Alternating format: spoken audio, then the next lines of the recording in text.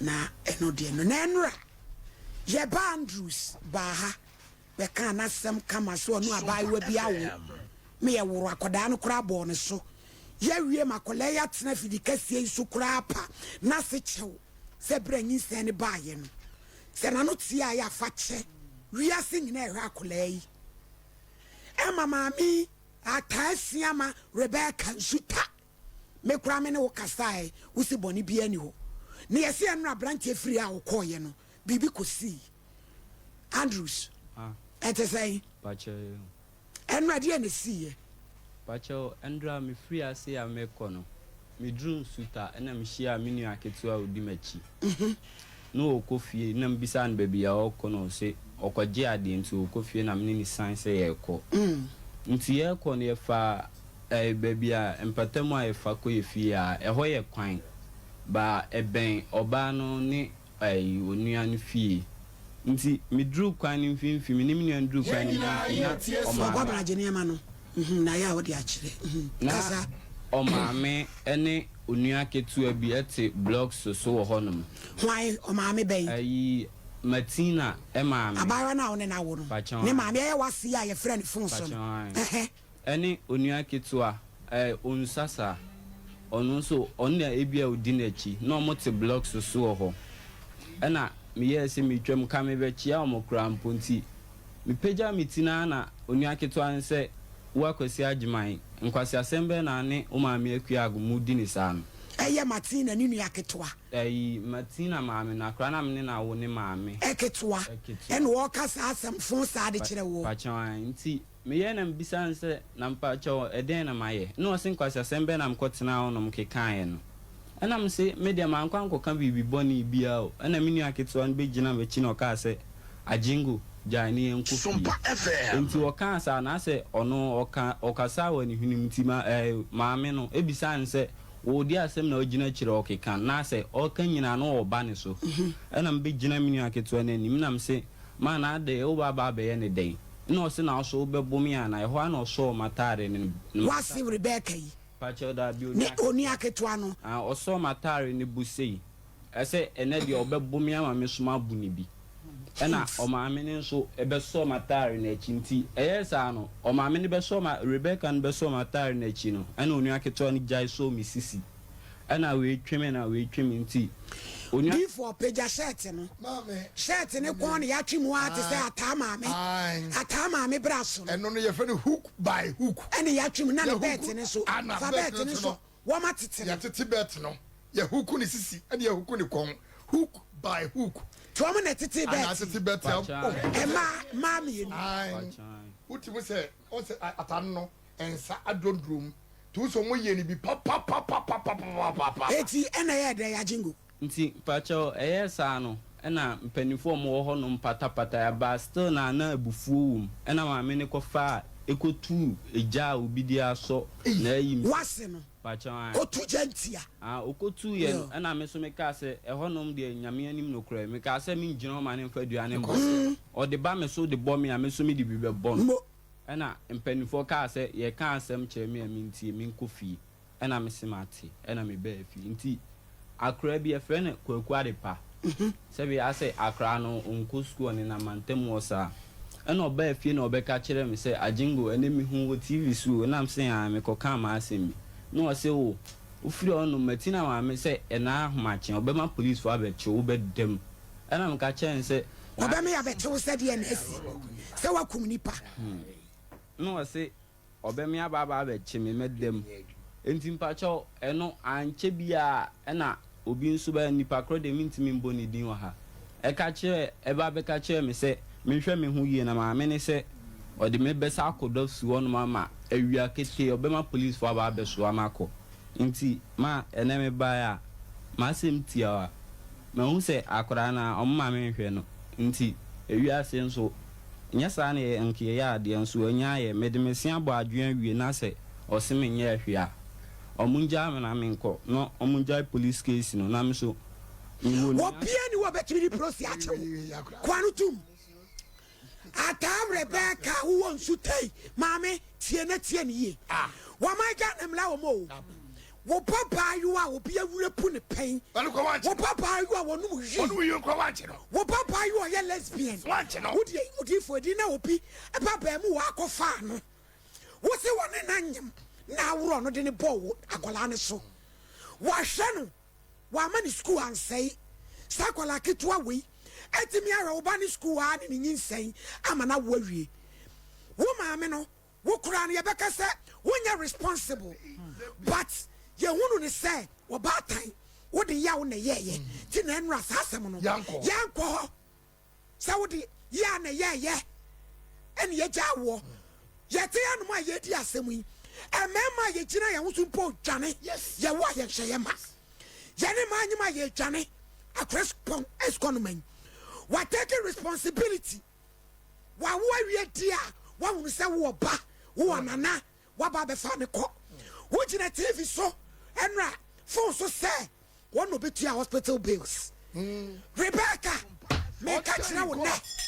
say we wo pa my yantia kola yes na yanhwe ye hwe puri for kwamo che say we wo pa na wo sutawa me atia ba mu wai koni enche na yare wo ka assemble ni Ghana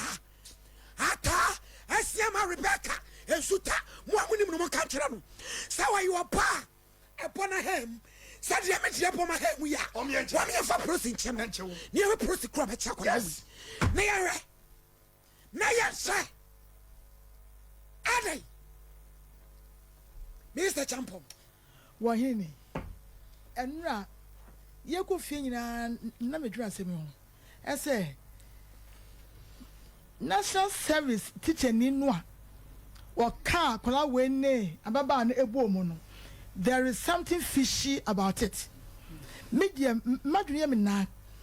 kakra. Oh, what much you may crack the end, baby? What much judge the end, baby? Japan yet, near a sergeant, Pania Colana, near Corona, one bell can suspected, sir. Japan, I don't go, you know, me, what you say, my dear, what you say, you could put near Costa, Nesta Colano. And you pass. Yes. Jabewaka, Jabebuama. No. I tell you, Rebecca. National Service. One and again, and you say, you be a DNA. There be Mr. Champo Pacho. Pacho. I know the Cocanisa. Wouldn't evidence be a chess or not anything. Sorry. Bia, not just will push allegedly. And now confess how confused you were saying because I could know one you're say or better. Mama, your lawyer, Philipata Mensa, Enkudi Encomo. Na yenshi adene enipa hello yeah hello lawyer madam good afternoon yo ayi client be the issue be about say of akola no nyinsen girl na ofa girl no wanyemo ye no na akola ne maame be to ne ball ne se ne na nyemode a won hye no ampa oje abayiwa no Emma wa makola ni school ansay okoje akola ni school hu ne nyina abo ihwa akola no ane ne tena ya Emma wo ko school no ne ne tena wo hwe no tedu se obewo no kosere kwan na kra ne ebewo ye wo ye nso according to akola no ne maame no a wo ba ne se boy ne tua hospital bills ye bibia na maame no akra ne wo ye de maame na kofa ne ba ne nana ne di kofie 2 weeks ago na boy di asem no bai tianra ye frɛ maame no so o wono de on kan kyerɛ na si sɛ mo mehwɛ ne ba no na mebusa ne sɛ abamu wɔ ayɛ ne bɔne bi wo se da bi wone ne wo issue bi wo se da bi issue bi ani ho wo ma empo ye boy ne sɛ na kola 2 weeks de wo di akyira ye den na mebusa maame ne sɛ nti obetimi abɛhwɛ ne ba no wo se ai na kola itina afidikasie su pa wo maame ikyɛw sɛ bia emla nyinsa ne ba so ka bibi bɔne ti a wafache akwala ikoya na maame ne nua girl attack boy ene na ko atete ne belt na tade ehye ne nyina na ode abai se oduru apa ma se a wo nkwase asamba na akɔtra SOMPA wo kɔkeka ye enu nti no wo mu sa de prosi ehunu na ba mu wai se adanti ena jamode asem na ba ha eti se no lawyer asem we emla ne kyerɛ mu sei wo bɛre no wa ne ba kɔjo mu ye die nya de e ba no ye be mana kɔ ho Yo, mami, we dear, me that's it, baby. Me fa konya isuna. Menda mo ase ejuma pa mo ye ja mo kan ni bia fem ma no na me nchia mo tie fo nyina em se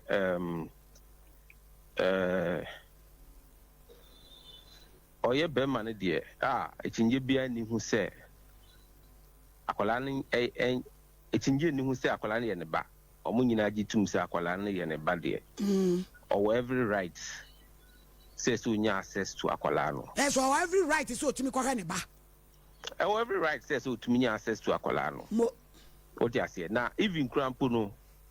emremu no. Oh say,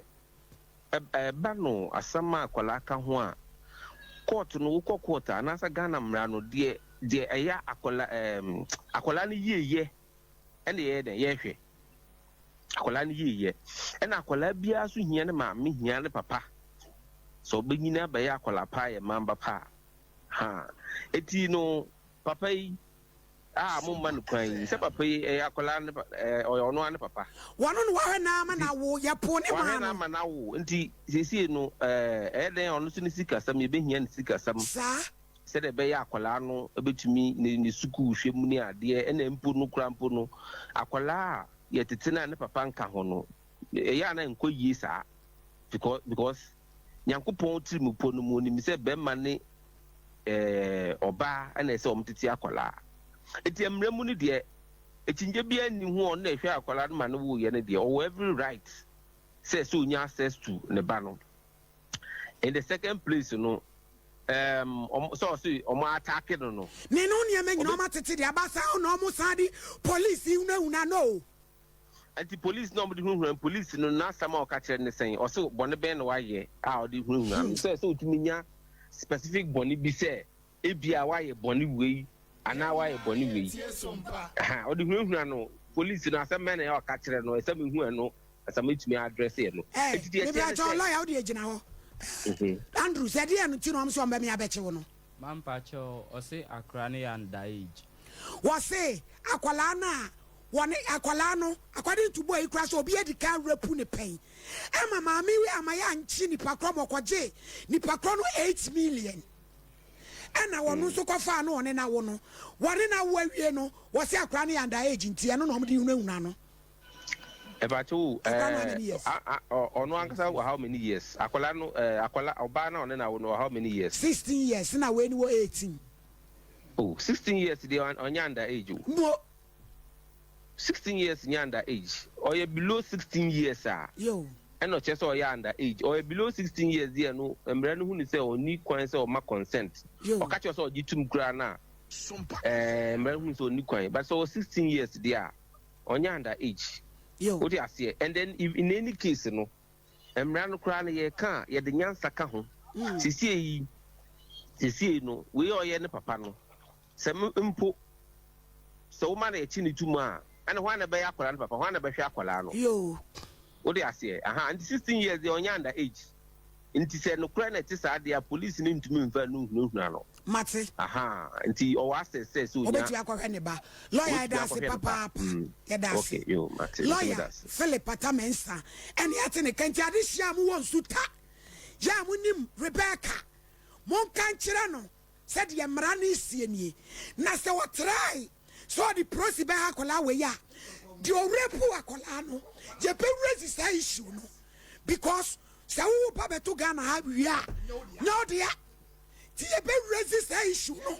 ama se ni pa no orepu akola na wo ma me anche no na waje 8 million no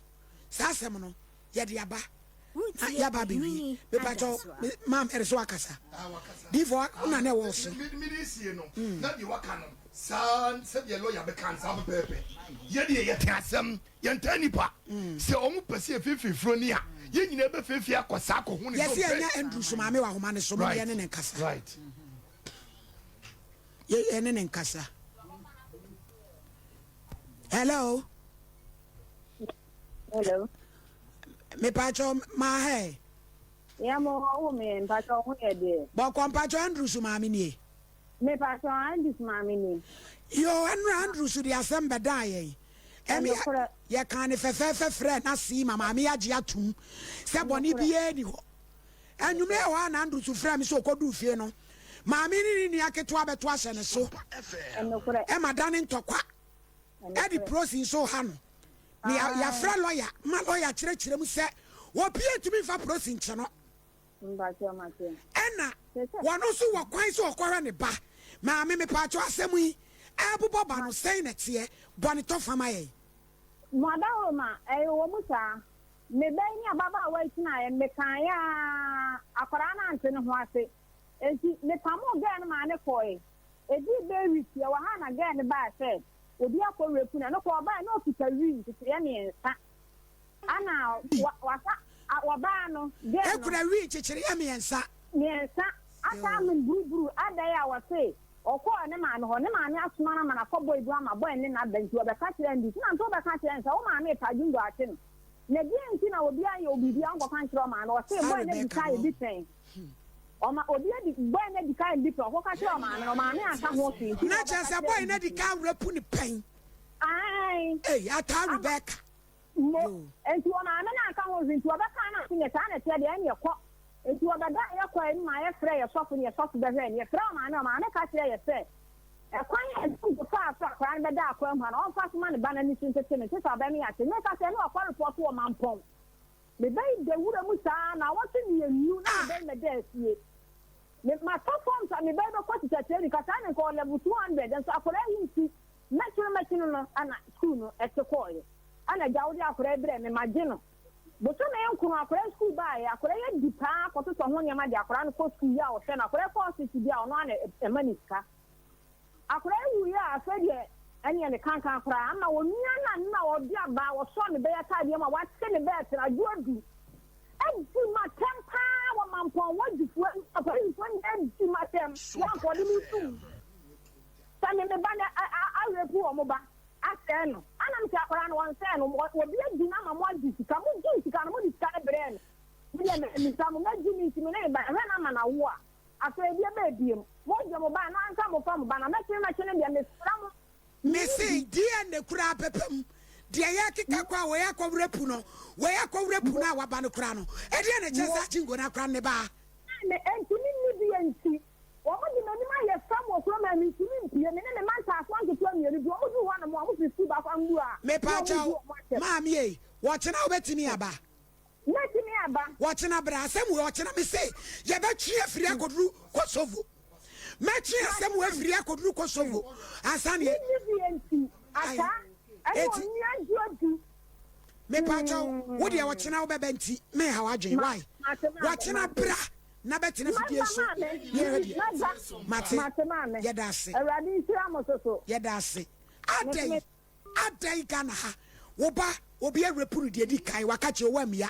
obi awrepu de toso mienu wo kwa bai we kura wi chichire mienu ani purupuru allege yede se ne wo mo no mo frɛ sɛ wadwufo sɛ on beba case mu dia de o rape akola no nani maami ji 8 million wa mi anchi sa pema no yen sompafo e ho ne de be start hello Andrews enu ahi na akoda pacho mo man pacho ndra omuka sa che me no peja uti ai madam bi sendi mi scan o ka chem se me nkoda guest house anu pa eti anu ti o mo wanti mi akoda ufie me se wo kokko fie wo ti asem ne ya ka kire wo no kofie na prosi kro ne mechewo na ye mpagya asem no watena ye nkɔ court ma ye mechew na ye ma ye lawyers mram na ye mfamfiri ba bia repu ye na ma me ji 8 million na wa me anchi sa ba ma no ne ye re omumienu de obedam asem no ye gusua ye dagono so ya promotem gusu ko na foforo bi atia betum hey Andrews meba wo ba ye ukura bodua ka no kure kire wo ma me Wati? Abayiwa no. Emla wo no. Edi asem no ka kire o. Ka no kure kire me de matse. Pacho sa time na no onye. Onye ye no de. Eno ye repi no ni 2 weeks time no ka kire me so onye. Ye repu no. 2 weeks time no se ne menses ama. No si amba. Ye ko check e no. Ye that 2 weeks time na ye ko check e no mo se enye visible. nti yembra ni week nti ni week na ekoye no na omo say I visible adi 1 week 1 month adi 1 month 1 week it scan I won krata na kura wo no na sa time no he ewurade Andrews hey ewurade nyankopon enye 1 month na wo say 1 week what be that emla oba ye no first scan report no fama me etiefo hey we tin perifo so fifi frani ase a ne abupa ba no na chese report ye kura me emlo ka che wo so onyim 2 weeks emlo ba wo na ye rep ye go see ye rep no ni 2 weeks no so onyim 2 weeks ena mokoye no so mu hunu te said 2 weeks bi na mokoye no ena ye so onyim 1 month wodi dia ne betwa sasem eti Andrews wodi e ko wo chena no maame momla why who kon kofie enko baby a police bechiwa frey why I D42 I eti evidence Andrews ko say cross no bechiwa frey na yem frey lawyers ni emema bail na fe wo chena je hwe baby o my Ghana mla no ye di begina